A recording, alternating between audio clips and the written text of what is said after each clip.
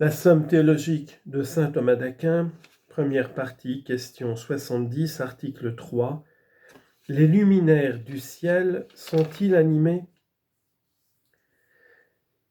Saint Jean Damascène affirme dans son second livre que personne n'estime les cieux ou les luminaires animés, car ils sont inanimés et insensibles. Résumé de l'argumentation. L'âme étant unie aux plantes et aux animaux comme leur forme, et ne l'étant au corps céleste que comme le moteur qui se sert du mobile, il est clair que les corps célestes ne sont pas animés comme le sont les plantes et les animaux. Ils ne sont dits animés que par une sorte d'analogie. Corps de l'article. Sur cette question, il y en a chez les philosophes divers sentiments.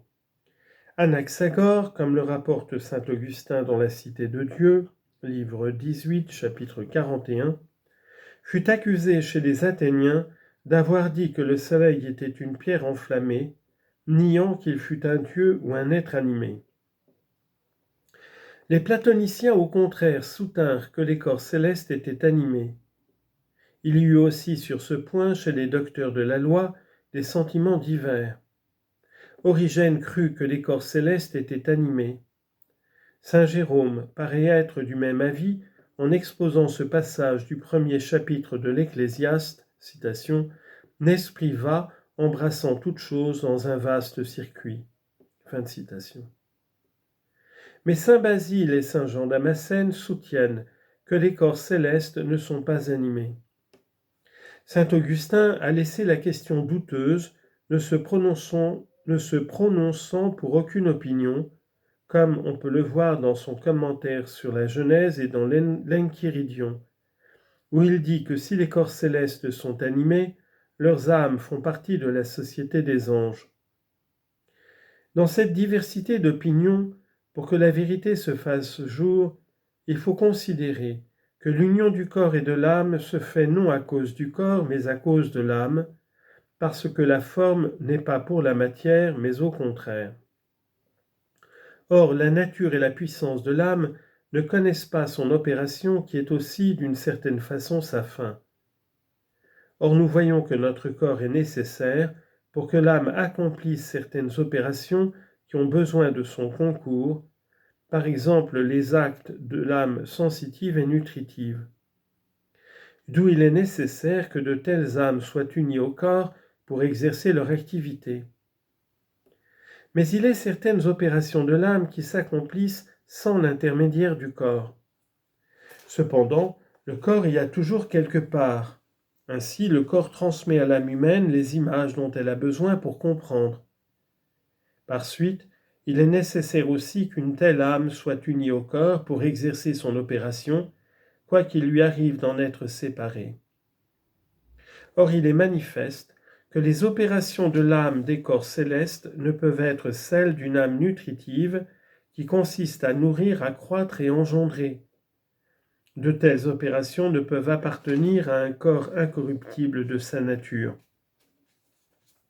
Pareillement, les opérations de l'âme sensitive ne conviennent pas au corps céleste, parce que le sens qui sert comme de base à tous les autres est le tact, qui saisit les qualités élémentaires. De plus, tous les organes des facultés sensitives requièrent une proportion déterminée dans la combinaison des éléments. Et l'on suppose les corps célestes d'une nature différente. Il reste donc que des opérations de l'âme, nul ne peut être attribué à l'âme céleste, si ce n'est comprendre et mouvoir, car l'appétit suit le sentiment et l'intellect et est ordonné avec eux. Or, l'opération de l'intelligence ne s'exerçant pas au moyen du corps, n'a besoin de lui qu'autant que les sens lui transmettent les images. Mais les opérations de l'âme sensitive ne conviennent pas au corps céleste, comme il a été dit. Donc, l'âme ne serait pas unie au corps céleste pour exercer l'activité intellectuelle. Elle ne pourrait l'être que pour la seule motion. Mais pour que l'âme meuve un corps, il ne faut pas qu'elle lui soit unie comme sa forme, mais par le contact de sa vertu, comme le moteur est uni au mobile.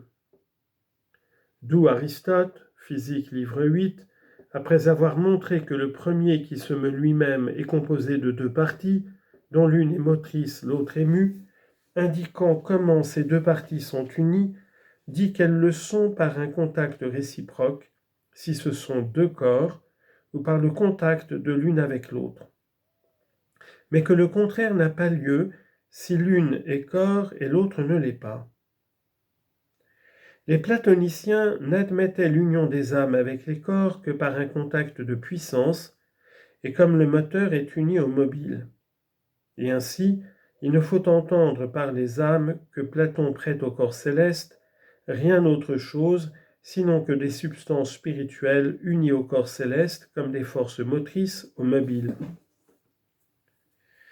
Que les corps célestes soient mus par quelque substance capable d'appréhension et non par la nature seule, comme les choses pesantes ou légères, cela résulte de ce que la nature ne meut que vers un seul centre, lequel atteint et s'arrête, ce qui ne paraît pas dans le mouvement des corps célestes, d'où il demeure qu'ils sont mus par une substance capable d'appréhension.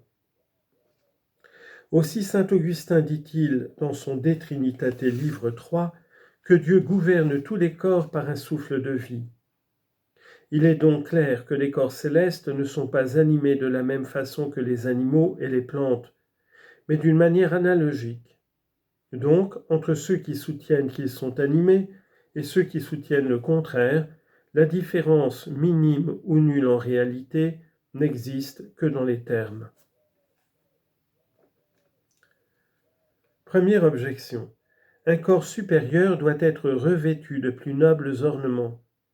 Or les êtres qui ornent les corps inférieurs sont animés, comme les poissons, les oiseaux et les animaux qui sont sur la terre. Donc les luminaires qui ornent le ciel doivent être animés. Réponse. Certaines choses se rattachent à l'ornement par le mouvement qui leur est propre. Et en cela, les luminaires du ciel conviennent avec les autres choses appartenant à l'ornement en tant qu'ils sont mus par une substance vivante. Deuxième objection. Plus noble est un corps, plus noble est sa forme. Or le soleil, la lune et les autres luminaires sont plus nobles que les corps des plantes et des animaux. Donc leur forme est plus noble. Or la plus noble des formes est l'âme, qui est le principe de la vie. Car, dit saint Augustin, une substance vivante l'emporte dans l'ordre de la nature sur une substance privée de vie. Donc les luminaires du ciel sont animés. Réponse. Rien n'empêche qu'une chose ne soit en soi plus noble qu'une autre, et moins noble sous quelque rapport. Donc la forme des corps célestes, quoiqu'en soit moins noble que l'âme de l'animal, en tant que forme est plus noble, parce qu'elle perfectionne complètement sa matière, de telle sorte qu'elle la rend incapable de recevoir une autre forme, ce que l'âme ne fait pas. De même, quant à leur mouvement, les corps célestes sont mus par des moteurs plus nobles. Troisième objection. La cause est plus noble que l'effet. Or le soleil, la lune et les autres luminaires sont cause de la vie, comme on le voit partout par les animaux engendrés de la putréfaction, qui arrivent à la vie par la vertu du soleil et des étoiles. Donc à plus forte raison les corps célestes vivent-ils et sont-ils animés ? Réponse. Un corps céleste, comme moteur mu, a la qualité d'instrument et agit par la vertu du principal agent, et ainsi par la vertu de son auteur qui est une substance vivante, il peut produire la vie. Quatrième objection.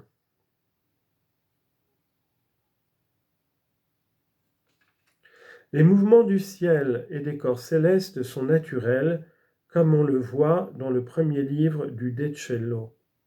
Or, un mouvement naturel découle d'un principe intrinsèque. Donc, comme le principe du mouvement des corps célestes est une substance appréhensive qui est mue comme le sujet désirant l'est par l'objet désiré, ainsi qu'il est dit au livre 11 des Métaphysiques, il semble que le principe intrinsèque des corps célestes soit un principe capable d'appréhension. Donc les corps célestes sont animés. Réponse.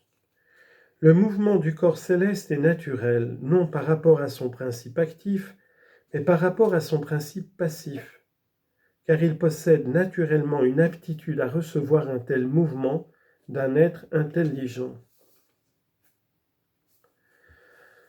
Cinquième objection. Le ciel est le premier mobile. Or, le premier dans le genre des mobiles est celui qui reçoit son mouvement de lui-même, comme il est prouvé au livre 8 des Physiques.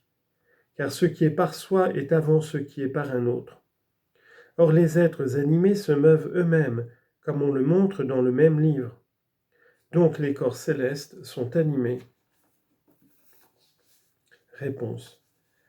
Le ciel est dit se mouvoir lui-même en tant qu'il est composé d'un moteur et d'un mobile, non comme s'ils étaient sa matière et sa forme, mais par le contact provenant de la puissance et du moteur, comme il a été dit. Et de cette manière, on peut dire que le moteur est un principe intrinsèque, de même qu'on dit que le mouvement volontaire est naturel à un animal en tant qu'il est animal, comme on le voit dans le 8e livre des Physiques.